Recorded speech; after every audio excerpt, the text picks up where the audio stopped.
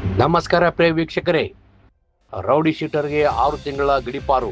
ಬೆಳಗಾವಿ ಜಿಲ್ಲೆಯಿಂದ ಹೊರಕ್ಕೆ.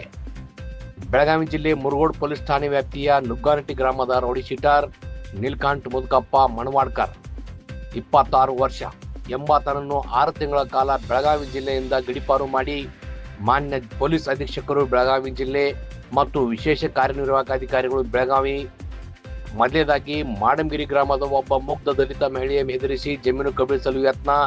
ಎರಡನೇದಾಗಿ ನುಗ್ಗಾನಟ್ಟಿ ಗ್ರಾಮದ ಅಮಾಯಕ ಯುವಕ ರಾಜು ಮುದ್ದನ್ ಅವರನ್ನು ರೌಡಿ ಸಹಚರರೊಂದಿಗೆ ಸೇರಿ ಕೊಲೆ ಮಾಡಿದ ಪ್ರಕರಣ. ಮೂರನೇದಾಗಿ ಯರ್ಜರಿ ಗ್ರಾಮದ ನಡು ರಸ್ತೆಯಲ್ಲಿ ಕುಟನಟ್ಟಿ ಗ್ರಾಮದ ವ್ಯಕ್ತಿಯ ಮೇಲೆ ಹಲ್ಲೆ.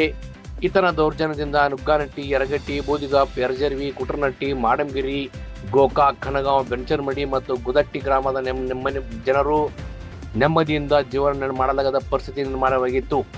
ಈತನ ಉಪಟಳ ಸಾಮಾಜಿಕ ಜಾಲತಾಣದಲ್ಲಿ ಫೋಟೋ, ವಿಡಿಯೋ ಬಿಟ್ಟು ಸಾರ್ವಜನಿಕರಲ್ಲಿ ಭಯ ಹುಟ್ಟಿಸುತ್ತಿದ್ದ. ಸಾಕ್ಷಿದಾರರಿಗೂ ಬೆದರಿಕೆ ಹಾಕುತ್ತಿದ್ದ. ಪೊಲೀಸ್ ಇನ್ಸ್ಪೆಕ್ಟರ್ ಮುರಗೋಡ್ ರವರ ವರದಿ ಆಧರಿಸಿ ಮಾನ್ಯ ಪೊಲೀಸ್ ಅಧೀಕ್ಷಕರು ಬೆಳಗಾವಿ ಜಿಲ್ಲೆ ಮತ್ತು ವಿಶೇಷ ಕಾರ್ಯನಿರ್ವಾಹಕ ದಂಡಾಧಿಕಾರಿ ಬೆಳಗಾವಿಯವರು ಈತನನ್ನು 6 ತಿಂಗಳ ಕಾಲ ಜಿಲ್ಲೆಯಿಂದ ಗಡೀಪಾರು ಮಾಡಿದ್ದಾರೆ. ಮುರಗೋಡ್ ಪೊಲೀಸರು ಆರೋಪಿಯನ್ನು ಧಾರವಾಡ ಜಿಲ್ಲೆಗೆ ಕರೆದೊಯ್ದು ಹಾಜರುಪಡಿಸಿದ್ದಾರೆ. ಇದು ಇವತ್ತಿನ ಅಪ್ಡೇಟ್. ಟಿವಿ 24 ಪ್ರೈಮ್ ನೇಮ ಒಳಗಿನ ಧ್ವನಿ.